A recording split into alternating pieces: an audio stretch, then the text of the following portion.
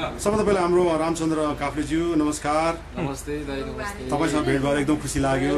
मलाई पनि खुसी लाग्यो। अनि तपाईँ भनेको नेपालको जे होस् एकदमै चर्चित कलाकारसँग आज फेरि भेटेर होइन यो रमाइलो फिल भइरहेछ, मलाई आनन्द पनि फिल भइरहेछ। तपाईँको जुन लोकगीतहरू सुन्दाखेरि मैले एकदमै इन्जोय गर्छु है। अनि तपाईँको श्रीमती उहाँ जुनु रिजालजी, नमस्कार जुनुजी। नमस्ते। है तपाईँसँग भेट्न पाउँदा एकदम खुसी लाग्यो। मेरो गीतहरू गाइदिनु भएकोमा धेरै धेरै धन्यवाद छ। हिमालको रङ जस्तै अनि रेलैमा अब हामीले चाहिँ अब मेन अब सङ्गीतकै विषयमा बोल्न मन लाग्छ। अब त अरू बाहिरी कुराहरू भन्दा पनि हामी हाम्रै लागि लडाइँ गर्दैछौँ। ऊ अघि अन्जुले भनेको जस्तै ऊ पहिलाको अग्रजले नगरिदिएको कारणले गर्दाखेरि हामीले यो दुःख भोग्नु परिरहेको। अब हामी पनि त्यही अवस्थामा त्यसरी नै अब चाहिँ हुन्छ नि, त्यही स्थितिमा छोडिदिने भने एउटा सिस्टम बनाएन भने चाहिँ भोलिको कमिङ जेनेरेसनले चाहिँ फेरि दुःख पाउँछ, हाम्रो जस्तै दुःख पाउँछ। भनेपछि अबको सन्ततिलाई चाहिँ अब त्यो पीडातिर नपुर्याउँ। उनीहरूलाई चाहिँ एउटा सपना जुन ड्रिम सोचेर चाहिँ यो फिल्डमा आउँछ होइन, उनीहरूले चाहिँ स्वतस्फूर्त उनीहरूले त्यो अधिकार पाओस्, त्यो चाहिँ ठाउँमा पुग्न सकोस् जसित खुबी हुन्छ होइन। र सरकार गभर्मेन्टबाट पाउनुपर्ने फेसिलिटीहरू जति जे छ त्यो पाओस्। जसरी हामीले जुन स्थितिमा हामी गुज्रिरहेका छौँ त्यो स्थिति नहोस् कमिङ जेनेरेसनमा। र त्यो हामी काम गर्दैछौँ। सबैको साथ चाहिन्छ। नेपालीहरूको जहाँ जहाँ छरेर बस्नुभएको छ उहाँहरूले कलाकारहरूलाई, नेपाली कलाकारहरूलाई माया गर्नुहोस्, रेस्पेक्ट पनि गर्नुहोस्। हामी जनताहरूलाई त्यही किसिमले चाहिँ साङ्गीतिक सिर्जनाहरू चाहिँ पस्किने प्रयास गरिरहेका गर्छौँ पनि। हाम्रो प्रतिबद्धता पनि हो। नेपाली लोक सङ्गीतदेखि लिएर नेपाली गीत सङ्गीतलाई संसारभरि चिनाउने हाम्रो चाहना छ। हामी त्यही अनुसारले सङ्गीतमा हाम्रो जिन्दगी समर्पण गरेर हिँडेका छौँ। हामीले हाम्रो जिन्दगी नै सङ्गीतमा समर्पण गरेका छौँ। सबैको माया चाहिन्छ, माया पाएका पनि छौँ हामी। एउटा रामचन्द्र काफले आज गायक बनाएको छ, सबै श्रोताहरूको मायाले गर्दा हो। अब मेरो सानो एउटा टुक्का सुनाउँछु। पहिला पहिला हुलाकमा चिठी हाल्नु पर्यो थियो। अहिलेको तपाईँको टेलिकमको कुरा गर्छु, मेरो गीतमा पनि छ होइन, निकालेको पनि छु। पहिला पहिला हुलाकमा चिठी हाल्नु पर्यो थियो, त्यही चिठीले मायालाई सबै खबर गर्थ्यो। अहिले फेरि संसार माध्यम मोबाइल फोन आयो, फोन गर्यो फोन लाग्दैन टाउको मात्रै खायो। जुनुजी सपोर्ट गर्नुहोस् न। मोबाइल सेट हुने अन्जुजी तपाईले बोल्नुहोस् न। माया सा भेट हुने ए भन्छन् इजी छ, ए भन्छन् इजी छ। ल अन्जुजी ठीक छ। मायालाई फोन गर्यो नेटवर्क बिजी छ, मायालाई फोन गर्यो नेटवर्क। बडा रमाइलो। अन्जनाजी तपाईँ पनि स्ट्यान्ड भए, जुनुजी पनि स्ट्यान्ड भए, सबैले गाउने पाला आयो। माइमा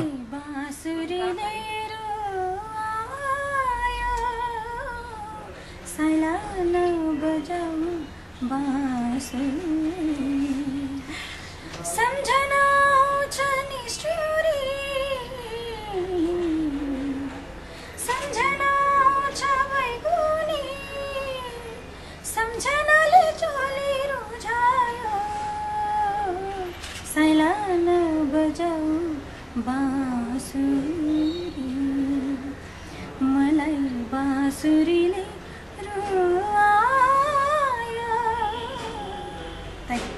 थ्याङ्क यू अन्जुजी।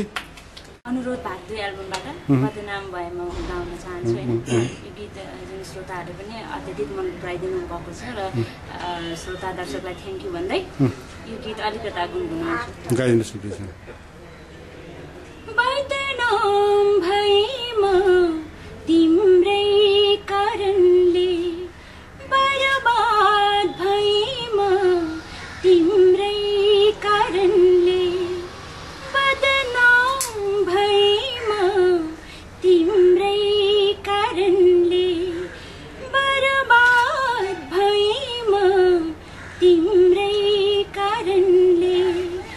तिमी मनया नमन धो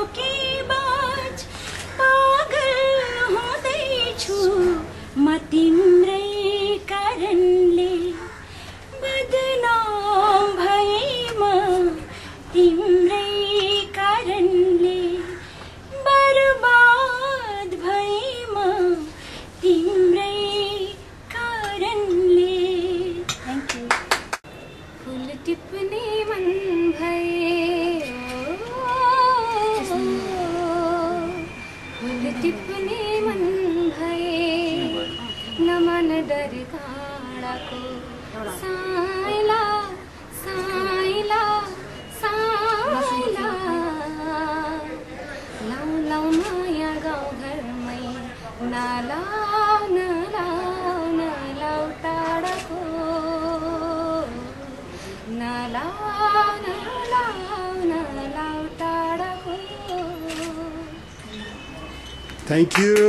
हुन्छ सर्वप्रथम दाइलाई धन्यवाद होइन सबै हेरेर बसिराख्नु हुने नेपालको यो क्यामेरा पक्कै पनि नेपाल बाहिर जान्छ मलाई 100% स्योर छ त्यसमा। त्यसले गर्दा अलिकति विचार कुरा बोल्नुहोस् है हाँसो कुरा अब जसले हेर्नुहुन्छ अब यदि लन्डनवासीले नि यदि मेरो हेर्नुहुन्छ भने अलिक ट्रान्सलेट गरिदिनुहुन्छ बुझ्नु होला। सबैलाई मेरो हाई नमस्ते। नेपालको सिङ्गर हो म। त्यसपछि अब नेपालीले हेर्दै हुनुहुन्छ भने अहिले नेपाल चाहिँ अलिकति दयनीय स्थितिबाट गुज्रिरहेको छ। हामी सबैको हेल्प चाहिन्छ किनभने नेपाल भयो भने मात्रै हामी कलाकार रहने हो नभए हामी रहँदैनौँ। अनि त्यही भएर अहिले नेपालको सबै चाहिँ जनताहरू छरिएर बाहिर बाहिर गएर बस्नुभएको छ। आफ्नो एउटा बाध्यता पनि हो कलाकारको पनि बाध्यता भएर सबै बाहिर परिरहेछ। हामी नेपालमा अहिले अब 24 घन्टामा 15 घन्टा लोड सेडिङ छ। अहिले पनि जेनेरेटर गराएको आवाजहरू सायद तपाईँहरू स्लाइडली सुन्दै हुनुहुन्छ होला। अब संविधान बन्ने तयारीमा छ बनिसकेका छैन। अनि त्यसपछि कलाकारको धेरै आफ्नै पीडाहरू छन्। जति पनि यहाँ तपाईँहरूले हेर्नुहुन्छ नेपाल एउटा भत्किसकेका घर हुँदाइसकेको छ। त्यही भएर यदि केही सकिन्छ भने सहयोग पाऊँ। अनि त्यही हो सबैलाई कलाकारलाई माया गरिदिनु होला दाइले जस्तै कलाकारलाई मात्रै नेपालीलाई माया गरिदिनुहोस्। यहाँ सबैजनाले हामीलाई सहयोग गर्नुहोस् हेल्प गर्नुहोस्। त्यही हो। मनोज राज गाउँछु सङ्गीत गर्छु त्यही हो। तपाईँको फ्यानहरूलाई केही सन्देश सङ्गीत प्रेमीहरूलाई केही सन्देश विशेष गरी विदेशमा बस्नुहुने सम्पूर्ण नेपालीहरूले अहिले आएर नेपाली म्युजिकलाई धेरै सपोर्ट गरिराख्नु भएको छ। हुन त राष्ट्रलाई नै उहाँहरूले सपोर्ट गरिराख्नु भएको छ। अहिले विदेशबाट आफ्नो लगानी नेपालतिर उहाँहरूले नेपालमुखी लगानी बनाउनु भएको छ। नेपालमा भित्राउनु भएको छ। खुसी लाग्छ। गीत सङ्गीतमा पनि उहाँहरूले त्यत्तिकै धेरै चासो लिइदिनुहुन्छ र नेपालीहरूलाई नेपाली आर्टिस्टहरूलाई एउटा राम्रो लिभिङको प्लेटफर्म उहाँहरूले पनि दिनुभएको छ। किनभने विदेशमा प्रोग्राम भएर धेरै नै सपोर्ट छ नेपाली गीत सङ्गीतको क्षेत्रमा उहाँहरूले धेरै सपोर्ट गर्नुभएको छ तपाईँहरूले। र अहिलेको सिङ्गरहरू एक प्रकारले इस्टाब्लिस हुनुमा विदेशी प्रोग्रामको धेरै ठुलो हात छ। विदेशमा प्रोग्राम भएर नै धेरै कुरा सजिलो भएको छ हामीलाई र त्यसको भ्याल्यु हामीले बुझ्छौँ र अर्को अर्थमा गर्व पनि लाग्छ। किनभने नेपाली जति धेरै मात्रामा बाहिर छरिएर बस्नुभएको छ त्यति नै उहाँहरूबाट देशको कलाकारहरूको लागि सपोर्ट सम्मान श्रद्धा पाएको मैले देखेको छु।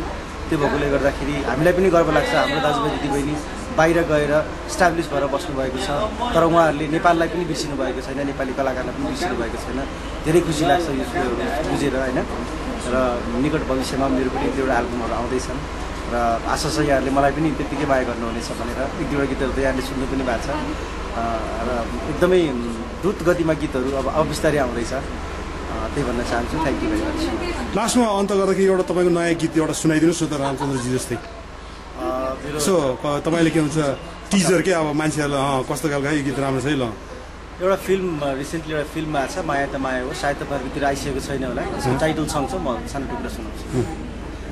कुन माया आफ्नो कुन बिरानो कुन नाता नयाँ